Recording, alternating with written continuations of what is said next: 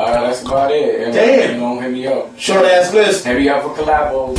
Oh yeah, earlymorningmob.com every Wednesday and every Saturday live from FEMA Region 1. Hope your mind's not empty ones. Golden Show, Golden Debate Show, earlymorningmob.com.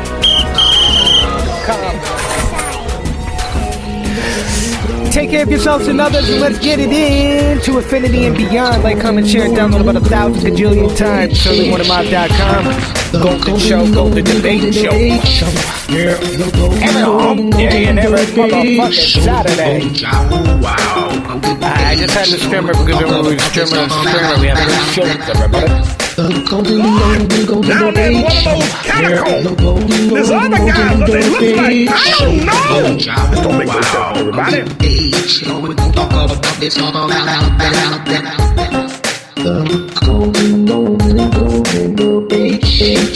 So here's one of these committee jack-offs. This guy is talking about conspiracy theories. Of communication in the Get it in, open minds and empty ones. Golden Debate Show. Create environments where people can go in and get this endless feedback loop where their only information is coming from people who think like they do. And so, you know, people who believe, let's do the 9/11 truthers again. People who believe in the 9/11, that 9/11 was an inside job, go to sites where there are people who believe 9/11 was an inside job. And they sit there and they talk among themselves, and there's nobody to challenge it. There's nobody to say, wait a minute, there's this other fact. And the reality is that even when you do that with conspiracy theorists, they dismiss the other fact. But when you have that kind of information spreading faster, you end up with blocks of people who believe that you might be like Agenda 21. Maybe most of the time. From this Joe Rogan Experience. Break it down, Joe Rogan. Here he has two people I should have got their names on here, but they're American Buddhists. That decides it doesn't want to be merged into the whole, and then you get warring factions. You're beautiful, baby. Just recreate our problem. A much larger scale. Warring factions of transhumanisms trying to pull each other's batteries out. And trying to pull each other into each other's version of utopia. Yeah, right? Oh, that's another issue, right? Like, what if there's like a Mac version and a Windows version and they're non-compatible and everyone's trying to figure out which one is going to be the Betamax and which one, you know, Betamax was better, but VHS survived, and you got to pick the right team. That's right. That's right. There's different. Yeah, because it's not like there's going to be only one company that comes up with a transhumanist solution, right? Right. This is reminding me of like the fluidity of perspectives as I've trained and practiced. It's like the mind, it has the capacity to take on multiple perspectives, and how important that actually is in the world today to be able to take different points of view and not have the right way or the way. So there's a lot of possibilities. Yeah, what you said also that's fascinating is this idea that we can't even really imagine what the potentials are, because the potentials will create new potentials that were before that unrecognizable. We didn't see them coming. Like, if you went back in time a few hundred years ago and tried to explain to them the internet, they'd be like, what the fuck are you talking about? Yeah. If you went back before the printing press and tried to explain the internet and trying to access Google on your phone with voice commands or Siri, you know? Siri. Yeah, try to explain that to people that lived before printed type. They'd be like, what are you even yapping about? They would never be able to wrap their head around it, much like we will never be able to wrap our head around the possibilities once we transcend the biological limitations. The hive mind, to me, seems to be the most likely. The hive mind? Yeah, the idea that we're going to somehow or another experience each other on some very, very broad scale, some very large scale. And I think we're kind of doing that with shit like Facebook and with Twitter and with interaction on the internet. I think what we're doing is dipping our toe in the ocean of connectivity. Oh, yeah. I like that phrase. Yeah. That's really good. Yeah, because I think that we're slowly but surely dissolving these, or devolving. Maybe that too, biologically devolving, right? But dissolving these limitations of communication. We're slowly but surely expressing ourselves in ways and interacting in ways that didn't exist before. And then when new things come along, like Are you aware of Oculus Rift? Yeah. Sure you are, I've got the Dev Kit 2 waiting for me in North Carolina. I can't wait. Duncan has it. My friend Duncan Trussell has it, and he just got back from experiencing porn in virtual reality, first-person porn, and he goes, it is the craziest thing you've ever experienced in your life. Like, you are this other person having sex with someone. You could look down at your body, you could look at your feet and your legs, and you can experience, like, sexual intercourse with somebody else. You don't feel it, obviously, but he's like, this is going to change the entire world we live in. And the new version of it is insanely high definition. Right. And, you know, he keeps like, you got to come over to my house and try out the fucking new Rift, man. It's mind-blowing. He called me up the day he saw it. He's like, this is bigger than the internet. He goes, this is bigger than anything that's ever been invented by people. I've heard the same thing. And I mean, the thing I'm most excited about is creating contemplative training environments in the Rift. You know, what would it be like to completely, you know, like you said, immerse yourself in a visual field, you know, with nothing outside of it, and be able to, you know, in some sense, experience some of the same states that psychedelics bring on, but, you know, directly through a technological interface. You know, and one of my friends called it technodelics, you know, the sense that, you know, the technology could produce some of those states as well. Well, that's what McKenna's belief was about DMT. So that was an interesting Joey Rogan clip where he talks about the DMT-tizzle. I think I'd be interested in a little DMT-tizzle, but it has to be done the right way. Like you said, I think I might be a little scared about flipping out or something. He believed that in that state, those it seems interesting enough, though. And, you know, I believe, like, not every time somebody gets high, it's about getting, like, fucked up and shit. It could be about expanding, too. Here's Uncle Adam and Uncle John from the New Agenda Show. This is the Golden Show. Damn, I got like echo or something already. Echo. Before everybody went on vacation. Golden Debate Show, Golden Show, EarthBound.com every Wednesday and Saturday. What time is it? It's 5 minutes to 5. Okay, 5. Wait, let me do it at 1 minute to 5. Hey, did those douchebags put out that billionaire report yet? And so then they... I got one better. And so then he signed something that had to do with Ebola. Now you are now given the floor to explain. Oh, well, thank you. I thought maybe you would have a few more things on Ebola. I actually wanted to do it after our little break. No, I don't have anything new on Ebola. I think I pretty much cover what I think is going on. And I think that they're bringing, if you want to bring conspiracy stuff in, the only reason I think that they're bringing, and by the way, everyone's talking about it going out of control. If it was going out of control, we'd have some exponential action. Oh, yeah. 728 was the last number I saw. And they said, well, there may be another 1,000 cases here or there. It's not getting out of control. So they get the two people infected, the two Americans. They bring them for the first time. Not the first time. It was like an O.J. Simpson. They're following the ambulance down the highway. They bring these two guys into Atlanta, so they can draw their blood and work on it. Did you see the guy get out of the ambulance himself? Yeah, he just stepped out. Oh, give me a hand. Here's Sanjay Gupta. Of course, you know, we have whenever there's an airliner disaster, you bring in Richard Quest, the aviation expert with no certainly no pilot's license, no creds, but known to be most famously for being arrested in Washington Square Park with a dildo in his boot, with meth in his pocket, and a rope around his neck tied to his genitals. Which, by the way, I think is expertise in something. Yeah, but I guess down there in one of those catacombs. Sanjay Gupta. There's other guys that they look like. I don't know. I think he's got a good rap. I think he's got a clean face. You know, he looks good. He looks the part. He looks serious. He's presentable. He has puppy dog eyes. He kind of, you know, he can do that. And also, he will don the suit. You know, he'll put on the hazmat suit to go into the Ebola contaminated area. So he has some Geraldo aspects to him. He's a good guy. But when he's doing an OJ play-by-play, it kind of falls apart. Two people coming out of the ambulance in those suits. It is believed that one of those is Dr. Kent Brantley. What does that tell you, Sanjay? That is, it's a good sign medically, no question. A bit of a surprising one, Poppy. I'll tell you, we had heard some days ago that his condition had deteriorated, and then we heard that he may have stabilized, but was still in serious condition. Walking off the ambulance the way that he is, obviously requiring a little bit of assistance from a medical standpoint. From a medical standpoint, he does not seem to be dying at this moment. Bodes very well for him. It bodes well for him that he's not dead. For him, and frankly, it's a little surprising surprising based on, I think, based on what my producer told me to expect. Certainly we were expecting what we had been told and how he had been described. We also just confirmed a little bit ago that even before he left Liberia, he was able to stand up and shower on his own. Actually get into the... We need a guy. Where's my dead guy? I can showering. I can just see the producer. Get me Liberia on the phone. You promised me a guy. What are you sending me? Get casting. Shower on his own. So perhaps he improved quite a bit before his flight actually here to the United States.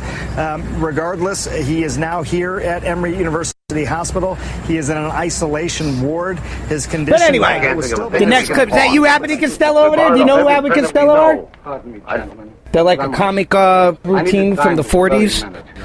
Here's a guy worse off than we are. Well, I'm sorry, buddy. I'd like to help you, but I haven't got a dime. I got a dime. My last dime, Abbott. I don't want to tell you about it. I want to try to save it. Well, give it to him. Oh, please, mister. Yeah, mister. Oh, thank you. Good luck. So much.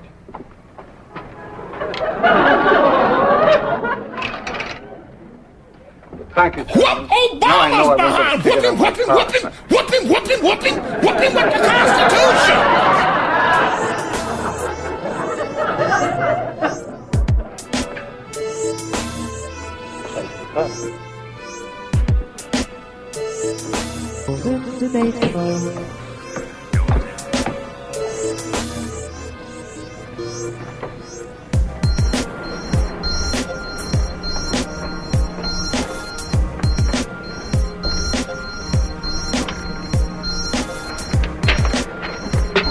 Well, how do you do, Mrs. Bronson? Mr. Costello, Mr. Abbott, am I glad to see you?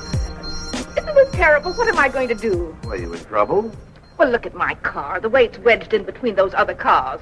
And I'm already late for my appointment at the beauty parlor. It'll be a crime for me to miss my beauty treatment. Sure would. Yes,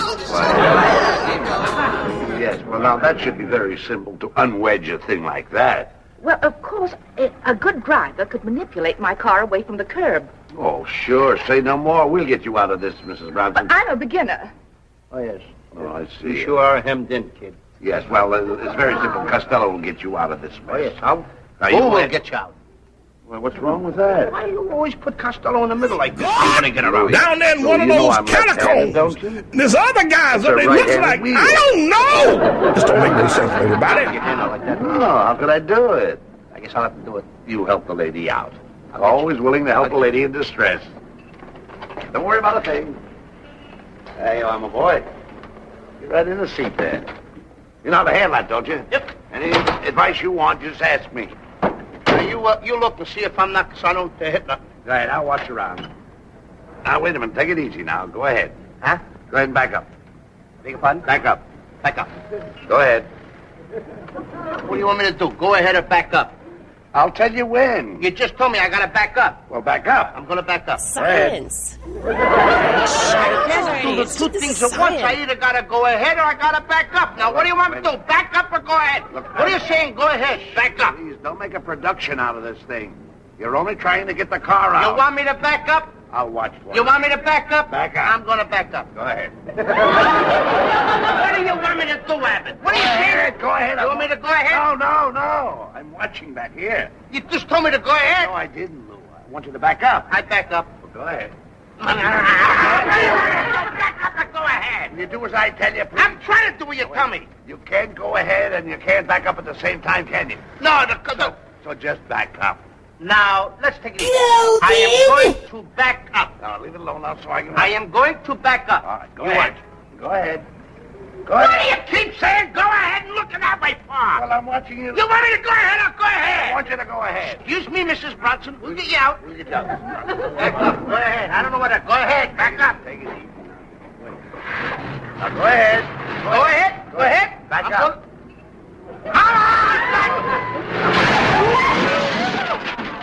No. Excuse me. Oh, no. Uh-oh. The bumpers are locked. Oh, that's a common everyday... Well, get up there and jump up and down. That'll unlock them. I know. Oh, you know everything. Wait a minute now. Wait a minute. I get up. Got it? Obama's behind whooping up the Constitution. Mike, are you going crazy? No, the bumpers, they're locked. So this is a funny clip. Now the next clip was actually sent to me from a partner in crime, and this is about Andy Pero. I really don't know how to say his last name, but I guess it's Pero, and it's about the Montauk Superman, and it's about making super soldiers, and it's from a long text. It's almost like a book, and this is from one chapter where he's just talking about becoming like real accurate with a gun and everything. It's black and looks thought it was pretty interesting, everybody. So you can look up Montauk Superman. He places 5 or 6 bullets on this little slotted plastic tray, grabs one of the guns, and proceeds to walk down to the closest shooting station. It was a movable divider-type wall like you see in office cubicles, and had a small ledge on it about a foot wide. We were only about 10 yards away from this hanging paper target, the kind with a black silhouette on it. The instructor then proceeded to tell me to do exactly as he instructs. He tells me to load the clip, insert the clip into the pistol, enter around into the chamber, step up to the line on the floor, envision the red dot on the target's forehead and chest, raise and stiffen my arm like a steel beam, slowly squeeze the trigger, repeat until all the rounds have been discharged, step back, remove the clip from the pistol, discharge the last cartridge from the chamber, place the clip and the pistol on the ledge, and then take 2 steps back. He says, "Do it now." I walk up to the ledge, load the clip, insert it into the pistol, load a round into the chamber, step up to the line, raise my arm, and fire all the shots at once. Blam, blam, blam, blam, blam. Step back, remove the clip from the pistol, clear the last round from the chamber, place both the clip and the pistol on the ledge, and take 2 steps back. This all took place in probably under 10 seconds. I did all this just as I had done it 1,000 times before, and like I knew it like the back of my hand.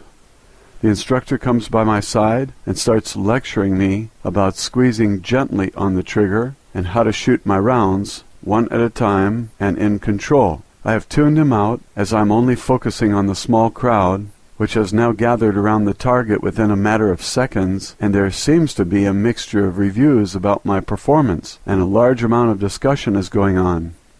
It seems I had hit the target exactly in the center of the head, but only once. Finally, Adolf walks back and stands in front of me. "Rhino," he says to me, "Science. Why did you shoot the target once and then deliberately waste the rest of your rounds?" he asks. "I didn't," I answered. "Rhino, there's only one hole in the fucking target. Now answer me, why did you deliberately miss the rest of your rounds?" "I didn't," I answer. And at that point I remember a feeling of such pride and arrogance, a feeling that I had never felt before. This feeling overwhelmed me, and I could not help but smile. And as I stood there, I stuck out my chest, and in the cockiest demeanor I could muster, I answered, "Look again." Adolf is looking at me with this sort of puzzled look on his face, and turns and walks back to the target. He moves people aside and looks at it again. He turns and looks back at me, then looks at the back of the target. He takes 3 steps towards me. "Rhino, there's only one. Look again," I yell. He walks back to the sandbags, and the group follows. They're looking for the bullet holes. I'm watching as all eyes are scanning the wall of the sandbags. I hear, "Here it is," and I see one of the lab instructors stick his finger into one of the sandbags. There is still puzzlement and confusion amongst the group. They can find only one bullet hole. Finally, I see a man with the white hair pull out his pocket knife and cut into the sandbag. I cannot see what's going on as the group closes around him, but all of a sudden, I hear this roar of approval from the crowd, and Adolf emerges from the crowd with his hand outstretched and something on his palm. He approaches me, and there's a small pile of bullets in his palm. "You shot all your rounds through the same hole, didn't you?" "Of course, it's what you told me to do," I answer. And as I answer, the roar erupts again. I remember standing there feeling very proud of myself, yet at the same time feeling very puzzled. What are they so excited about? I was asking myself. To me it was as easy as taking the cap off a ballpoint pen and putting it back on really fast 5 times. Simple. A child could do it. What was all the hoopla about? I had absolutely no clue. For the rest of the night, I repeated So the next this clip from is from all my man possible Tabu7 from distances, angles, YouTube, and where he firing just angles. talks pretty much about Obama's But at big this list point, that he got. Barack Obama It's like Santa's list. is adding Are you more on people it? He's checking to his these list and he's checking it lists, twice. He's so gonna to find out speak. who's naughty Collecting and nice. more biometric data Golden and Debate information Show. on people You get rolling on anytime in it, history. Roll it, kid. Yeah. As you can see right here, in 2001, Go to there were earthbound.com to 16 support everything people me and Cap on the do, no man. transport list Because, you know, for we the work no-fly hard list. and then we try to get it in with the originality and the Today- podcast and the music. earthbound.com. Over 47,000 people. That was 2013. You could say we're in the ballpark of 50,000 people at the moment. That Barack Obama is stopping from flying. Down there in one of those catacombs. Now, one of the biggest concerns This other guy, that I what they have look with this like, I don't know. is the fact that this don't make no sense to everybody. One, the people have no idea they're on this list. I mean, if they're going to target you, they should be able to confront you, to say something about it, and let you know. But that'll never happen. Only if they're coming to arrest you, it seems. As you start to look at these numbers, though, you can see in the database here with the biometrics, face images, fingerprints, iris scans, going through all the numbers here. And this is tied. This is the system, the database, which they are using to keep track of all this. All of these different watch lists. And like I showed you, the no-fly list is in there, which is grown dramatically. And this is probably the most concerning part of it all, is that 280,000 people, 40% of the people on this watch list, are not connected to terrorist groups. You know what that means, don't you? I just put out a video recently, an alert video, showing how sovereign citizens in the United States are the top threat to U.S. law enforcement. That's real. That's polling these people and hearing their opinions.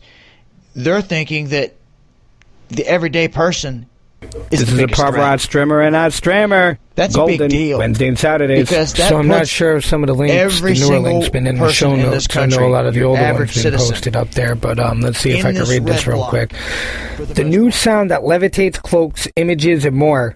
There's a new wave of sound on the horizon, carrying with it a broad scope of tantalizing potential applications, including advanced ultrasound imaging and therapy, the acoustic cloaking, levitation, and particle manipulation research with the U.S. Department of Energy, the DOE's Lawrence Berkeley National Laboratory, Berkeley Lab, have developed a technique for gathering acoustic bottles in open air that can bend the path of sound waves along with prescribed convex contractors.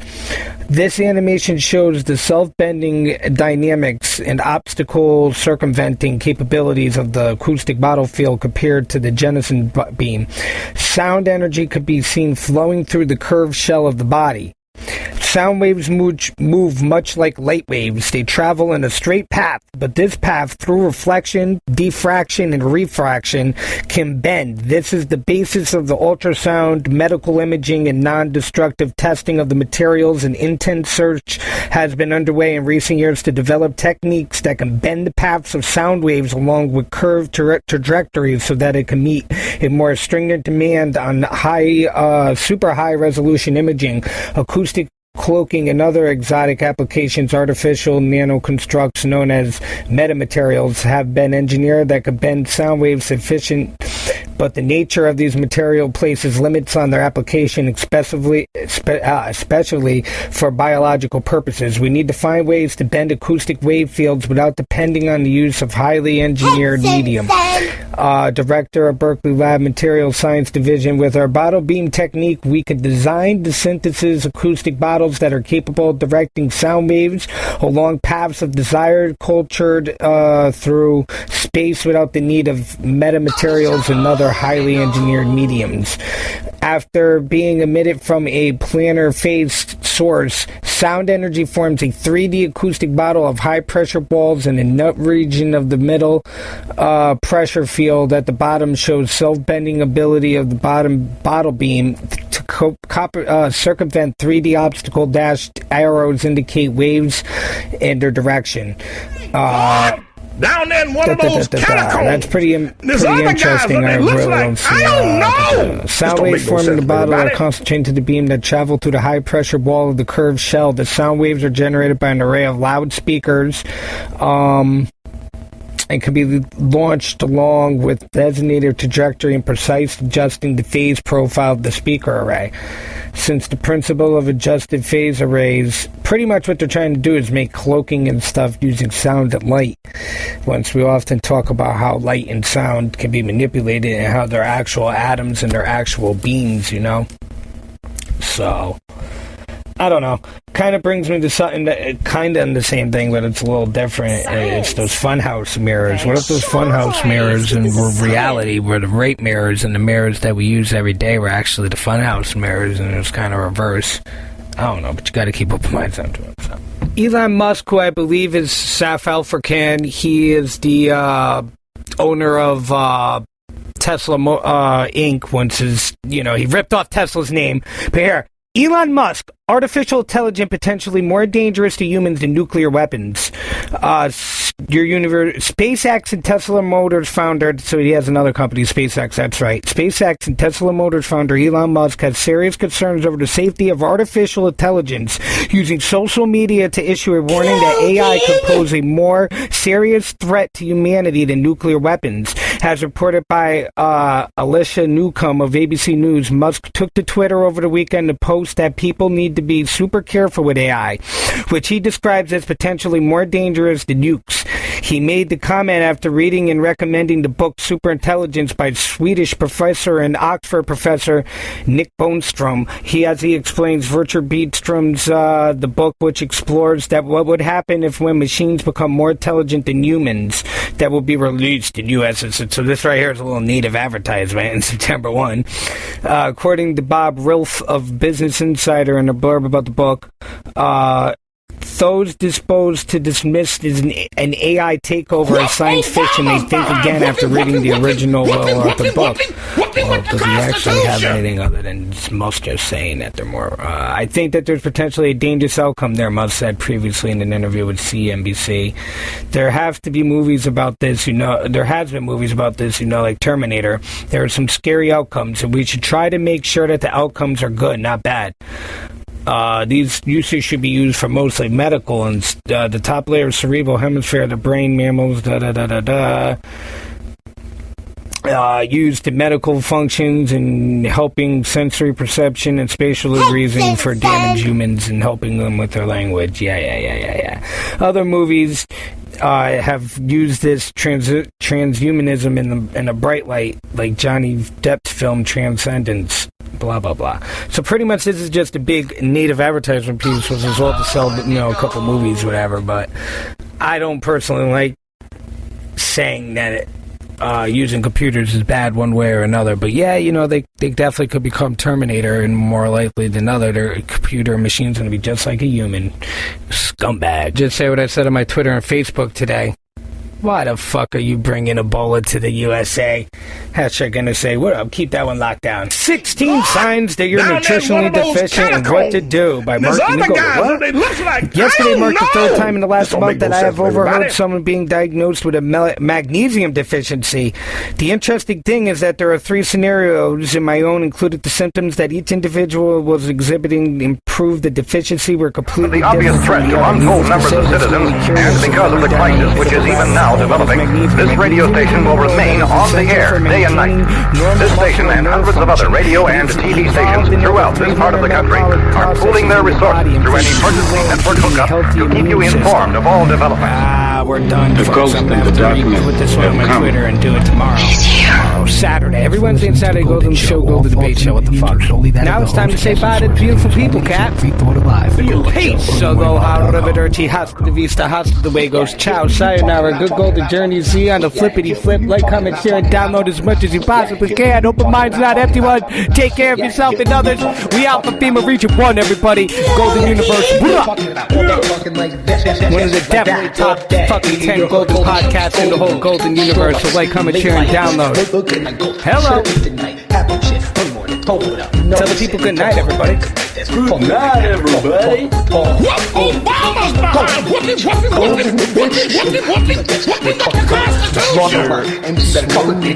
You know we coming after that Golden Show, Golden Bros, Golden What?